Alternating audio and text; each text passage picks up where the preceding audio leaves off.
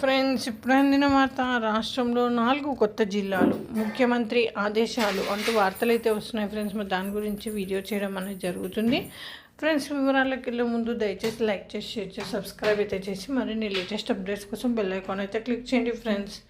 అయితే ఉమ్మడి ఆంధ్రప్రదేశ్ విభజన తర్వాత తెలుగు రాష్ట్రాల్లో కొత్త జిల్లాలను ఏర్పాటు చేసిన సంగతి తెలిసిందే. తెలంగాణ విడిపోయిన తర్వాత ఆంధ్రప్రదేశ్లో ఉన్న 13 జిల్లాలు 26 జిల్లాలుగా పెరిగాయి.